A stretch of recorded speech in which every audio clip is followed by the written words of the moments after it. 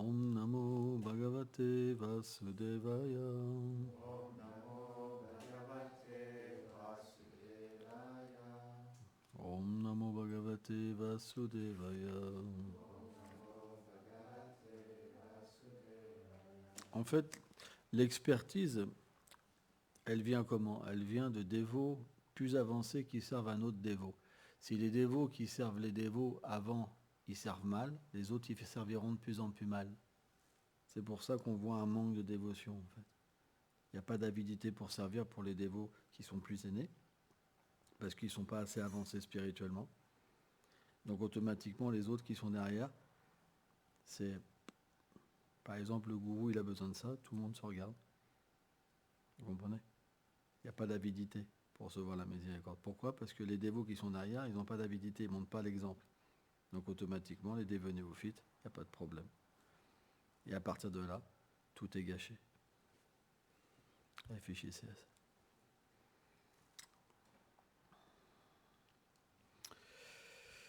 Donc, verset 18, chapitre 5, premier chant. Tasheva etum prayatitam covidona.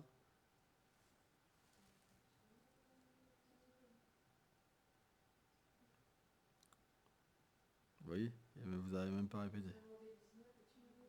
C'est le 18? Donc c'est le 19, c'est sûr? Ok. Navedjano jatu katanchara vrajan. Mukunda sevyanyavat anga samsritim. Smaram mukundam giryupam guhanam punam. Vihatum michimnam rasam graham janaham. Celui qui rend un service d'amour au Seigneur Mukunda, le donateur de la félicité éternelle, ne retourne plus jamais dans le cycle des naissances et des morts.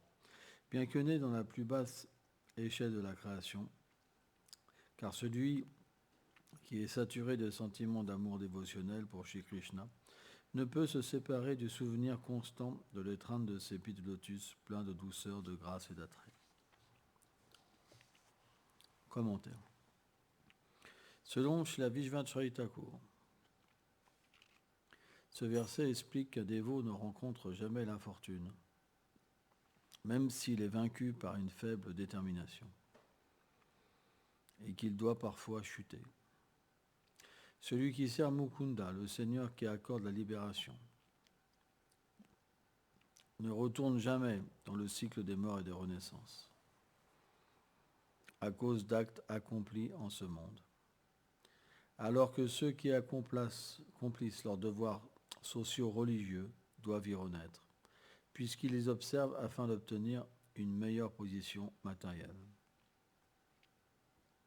Par conséquent, on doit comprendre que les joies et les peines qu'un dévot expérimente, contrairement à ceux qui sont engagés dans la poursuite de l'action intéressée, ne sont pas des réactions dues à ces actes. Elles sont directement données par le Seigneur. Ceci est expliqué dans le Srimad Bhagavatam 10, 87-40 et dans le Padma Purana. Ô Seigneur de gloire infinie, celui qui est doté de la sagesse intuitive et qui se dédie ainsi seulement à toi avec son corps, son mental, son cœur et son âme, ne s'attarde plus dans les joies et les peines qu'il rencontre, bien qu'il sache que tu es le distributeur de toutes les tristesses et de toutes les souffrances, ainsi que celui qui octroie le bonheur. Son cœur ne change pas. Il ne prie pour rien de matériel. Les dévots du Seigneur n'ont pas de renaissance causée par les réactions de leurs actes.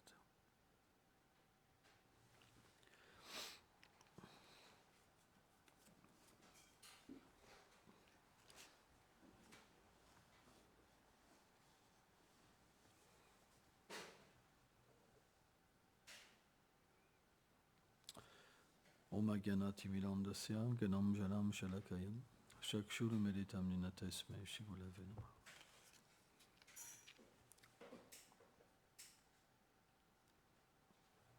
Donc, ce verset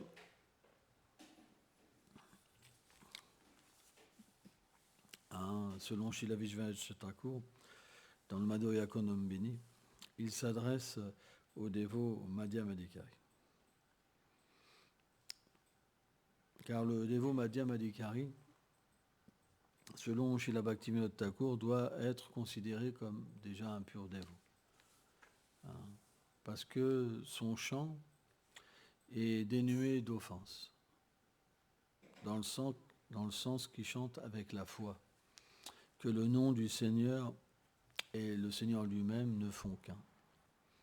Il n'a pas atteint la pleine réalisation du nom, mais une certaine réalisation. Et automatiquement, quand il chante avec le souvenir de l'expérience. Vous comprenez ? Alors que le stade d'avant, Kanishta Bhakta, il n'y a pas l'expérience. Donc, comme il n'y a pas l'expérience, comment il pourra avoir le souvenir de l'expérience ? Vous comprenez ? Quand vous avez expérimenté quelque chose, quand vous chantez, qu'est-ce que vous attendez ? D'expérimenter. Alors, matériellement, quand on parle d'expérimentation, qu'est-ce que vous allez penser ? Gratification des sens. Vous avez mangé un gros gâteau avec de la chantilly, avec de la fraise, un fraisier que Balaram a fait, par exemple. Alors, bien sûr, le fraisier, il est spirituel. Mais bon, bref, vous allez avoir le test du fraisier, et c'est bon, le ventre, la langue, c'est une bonne expérience. Et quand vous allez, entendre Balaram va faire un fraisier, bon, on ne doit pas faire ça, mais vous allez penser, la langue, l'estomac, le mental. Comprenez ? Ça, c'est une expérience matérielle, parce que l'expérience matérielle, elle est juste basée sur la satisfaction des sens. Comprenez ? Et le désir de jouir des sens. Mais l'expérimentation spirituelle, elle est complètement différente. C'est pour ça qu'elle ne peut pas être comprise par un dévot néophyte. Parce que quand on expérimente Krishna, même une seule fois, on se libère complètement à travers un corps spirituel, une expérience spirituelle, de la conception de se réjouir. On devient tellement comblé par Prem et la douceur de Krishna, que l'expérience de se donner soi-même apparaît. Et c'est l'expérience la plus complète et la meilleure. À partir de là, quand on parle, que quand on chante, on se rappelle, on désire cette expérience de plus exister pour soi, mais pour lui. Ça, c'est Prem. L'expérience de Prem. Avant, il n'y a pas de souvenir du chant véritablement. C'est pour ça, beaucoup de dévots pensent qu'ils sont des Madhyama Adhikari, mais c'est faux en fait. Ils sont à un stade moins avancé. En fait. La plupart, ils pensent qu'ils sont des Madhyama. C'est normal, on appelle ça le Pratishta. Pratishta, c'est, voilà, je ne peux pas être un Kanishta. Kanishta, c'est plus bas, j'ai juste un habit. Mais Madhyam, ça veut dire le stade de l'expérience. Le stade de l'expérience. Il y a l'expérience. C'est pour ça que Bhaktivinoda Thakur considère que le Madhyama Adhikari est déjà considéré comme un pur dévot. Parce qu'il y a l'expérience de Prem. Elle n'est pas constante, mais il y a le souvenir. Donc quand le souvenir est là, naturellement, la qualité du chant, elle est supérieure à une personne qui n'a pas le souvenir. C'est facile à comprendre. Or, dans ce verset, c'est expliqué que le Madhyam, il peut quand même chuter.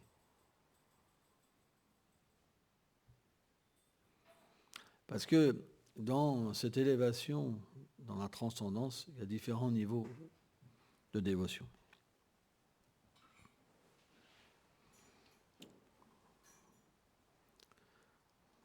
On applaudit record 9h25. C'est nouveau record. Pas de problème. On juste ça comme ça, il y a des records.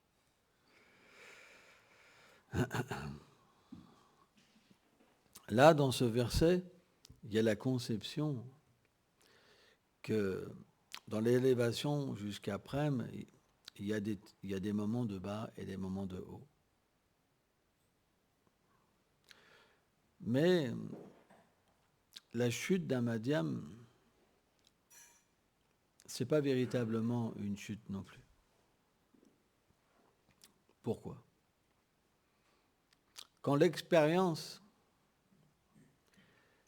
est dans le cœur et que le madhyam devient dérouté quelque peu par le fait de ne pas avoir l'expérience pendant un moment, parce que Krishna, c'est comme ça, Krishna, c'est pas si simple d'avoir son audience. Hein. C'est pas si simple. Il faut beaucoup pleurer pour avoir l'audience de Krishna. Donc parfois, le dévot peut être attiré par quelque chose de matériel. Mais la différence avec un matérialiste, un dévot matérialiste et un dévot madhyam, c'est quand plus un dévot madhyam va s'approcher de la substance matérielle et plus il va être écœuré. La finalité, elle est toujours Krishna, parce qu'il cherche Krishna, indirectement. Même s'il se dit, oh là, ça a l'air sympa, oh, il y a de l'amour, ça ressemble à mon Seigneur. Comprenez, ça ressemble. Donc il devient attiré, et plus il s'approche, plus il réalise que ça n'a pas de substance, que ceci, cela, et il ne voit plus Krishna. Hop, il s'en va. Donc c'est comme une chute, mais ce n'est pas une chute. C'est très difficile à comprendre. C'est pour ça que Krishna, dans la Bhagavad Gita, dans ce fameux verset, il dit que même si mon dévot fait les pires choses, on ne doit jamais le condamner. Parce qu'à l'instant d'après, il retourne sur la voie parfaite. La puissance de l'expérience fait qu'il est obligé de retourner à la voie parfaite. Parce qu'il y a l'expérience. Et dans l'expérience, il y a la condamnation. Qu'est-ce que j'ai fait? Qu'est-ce que j'ai fait? Je suis fou. Vous comprenez? J'ai goûté du miel. Ouais, le miel, Krishna, le miel, c'est pas terrible. Hein? Bref, j'ai goûté quelque chose d'extraordinaire, du nectar, et là j'ai été attiré par quelque chose qui sent mauvais. Qu'ai-je fait? Qu'ai-je fait? En fait, le dévot se lamente. Et automatiquement, Krishna observe son dévot. Il sait que son dévot n'est pas encore prêt à être avec lui, mais il voit cette lamentation, il voit cette difficulté. C'est très beau en fait. Quand Vijwanath Chaitya Thakur explique ça dans le Madhurya Kadambini, c'est extrêmement beau. Quand il explique que Krishna accompagne son dévot, il est là en fait dans ses difficultés. Et c'est ça que traite en fait ce verset. C'est que ce genre de dévot, jamais il ne tombe. Jamais, jamais, jamais. D'ailleurs, plus que ça, dès qu'on commence à servir Krishna, dès qu'on commence à chanter son nom, même à un niveau très néophyte, même si on fait qu'une activité de 5 minutes, Neha Biklamana Sosti, on ne revient jamais à une vie matérielle. Vijwanath Chaitya Thakur, il va même jusqu'à dire, écoutez bien, ouvrez vos oreilles, que si quelqu'un qui est engagé dans l'action intéressée, mais qui tombe de la voie, si quelqu'un est engagé dans l'action du Gyan, mais qui tombe de la voie, il doit aller payer les réactions de ses actes. Pourquoi? C'est la batterie. Pourquoi? C'est quelque chose qui est logique. L'action intéressée, on s'adresse au Seigneur juste pour avoir un bien matériel, mais pas pour l'aimer, pas pour le servir, pas pour qu'il soit heureux. Le Gyan, on sert le Seigneur dans une conception impersonnelle pour sortir du malheur. Dans ces deux voies, il n'y a pas de conception d'abandon. Il y a une conception de l'exploitation et une conception de l'extirpation. Ça veut dire qu'on veut s'extirper. Mais la bhakti, c'est la voie du don du soi. Et même à un niveau néophyte, Krishna considère qu'une personne a voulu se donner. Donc même s'il chute, le Seigneur le protège. Même il fait les pires choses dans sa vie prochaine, il a un corps humain et il recommence. Il peut rencontrer quelques difficultés, c'est vrai, mais il n'a pas à aller sur les planètes infernales, etc., etc., etc. C'est ça la différence. Parce que cette voie, elle est suprême. La Javidya, la Jaguda, elle est suprême. Parce que elle est la nature, elle fait partie intégrante de la nature de l'âme.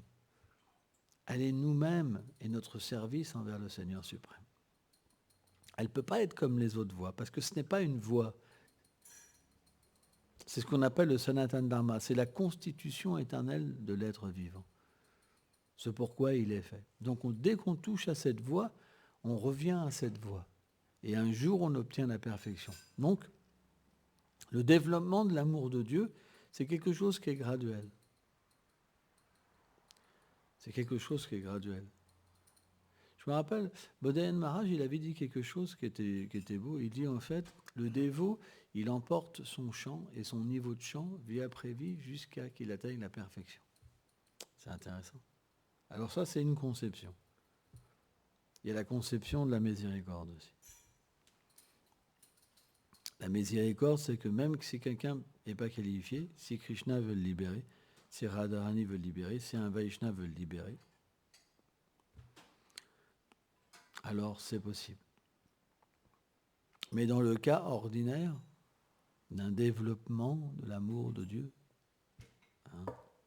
alors une personne emporte avec lui son avancement spirituel et dans une prochaine vie, il revient exactement là où il est pour recommencer. Krishna fait un arrangement pour qu'il retrouve un guide qui lui permet un jour d'expérimenter. Et quand l'expérience est là, de Prem, Vishwanath Sri Thakur explique dans le premier chant du Srimad Bhagavatam qu'une fois que Krishna a été expérimenté, à ce moment-là, une personne renaît à Boma Vrindavan.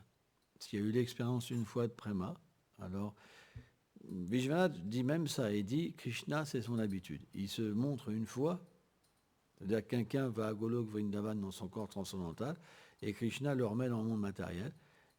Et le dévot, qu'est-ce qu'il fait? Il se lamente. Donc il atteint la perfection de cette manière-là. Parikshit est l'exemple parfait de ça. C'est pour ça qu'il est appelé Parikshit. C'est que quand il a vu dans le sein d'Uttara le Seigneur suprême, Bhagavan, Krishna, venu en fait le sauver du Brahmastra, lancé par Ashvatam, et bien quand Parikshit, il est sorti du ventre de sa mère, il cherchait Krishna. C'est pour ça qu'il s'appelle Parikshit. C'est très beau. Et bien, de la même manière, celui qui a pu avoir un darshan de Krishna, il cherche Krishna.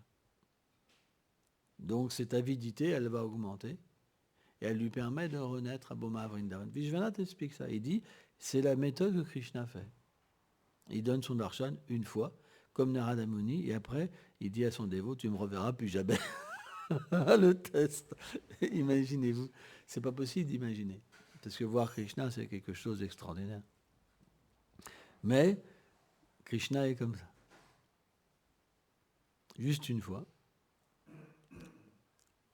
Et après, il a dit à Narada Muni, dans cette vie, tu ne me reverras pas. Donc, qu'est-ce qu'a fait Narada Muni? Il a cherché Krishna partout, et dans sa prochaine vie, il a pu devenir donc un grand dévot du Seigneur suprême. Bon, ça, c'est des lilas, parce que Narada Muni... j'ai même vu une fois, dans un passage d'une écriture, que Narada Muni, il peut être dans différents univers à la fois aussi. C'est comme ça. Parce que c'est les lilas du Seigneur.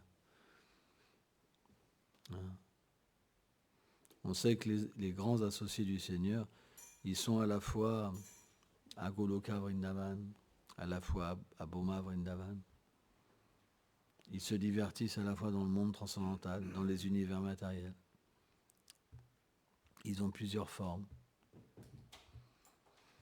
Il peut avoir même plusieurs formes dans le monde transcendantal, parce que Krishna se manifeste sous des formes parfois illimitées, pour le même lila, pour que tous ses dévots puissent le servir en même temps.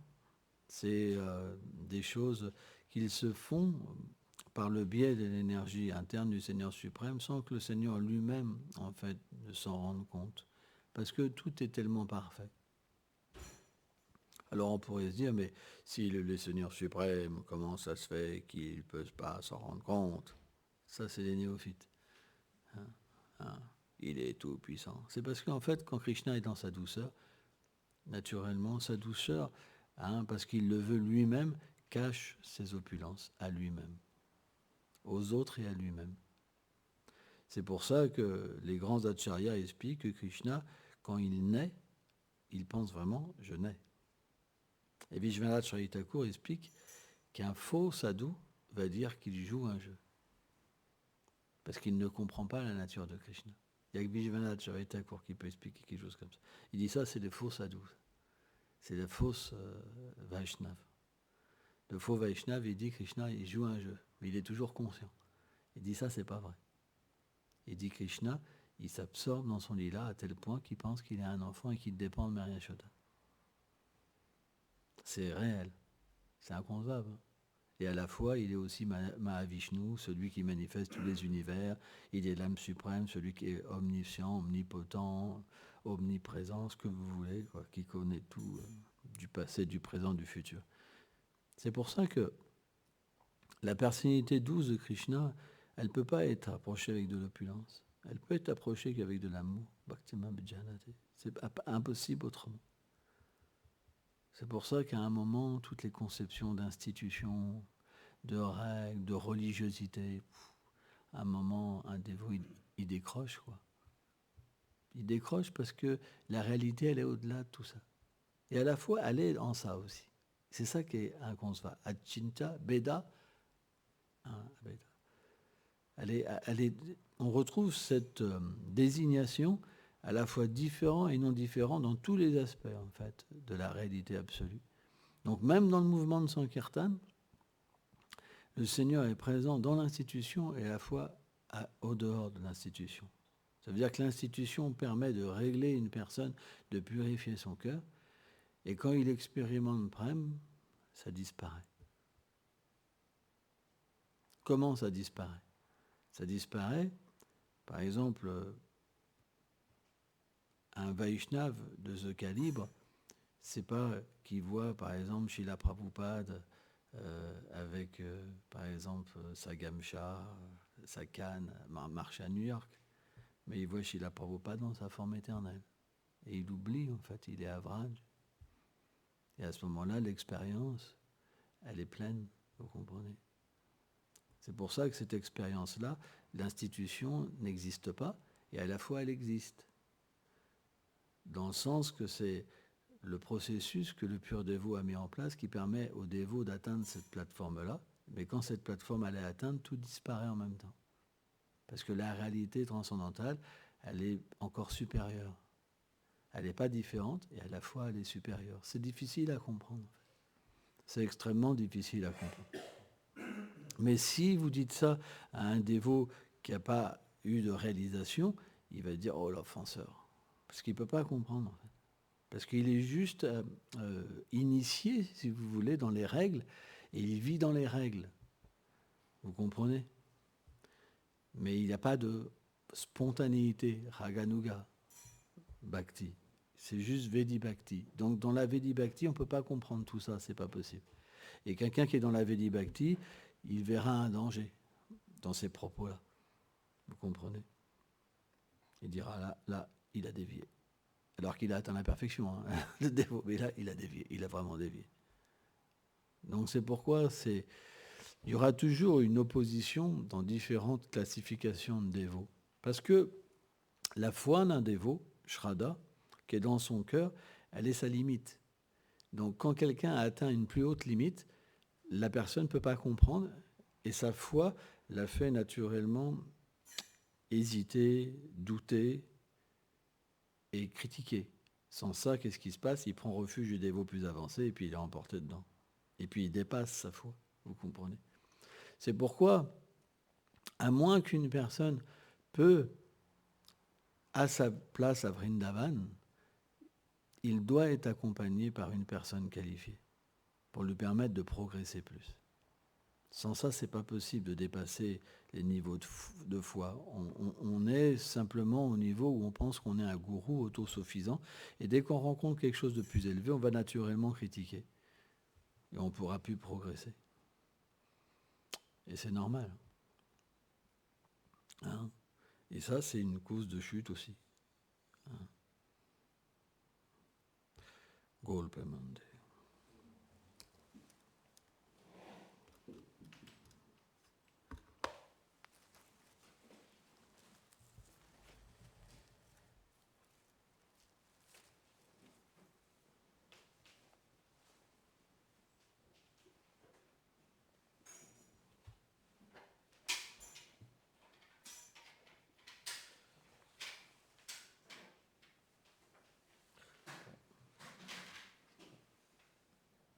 Ouais, ça.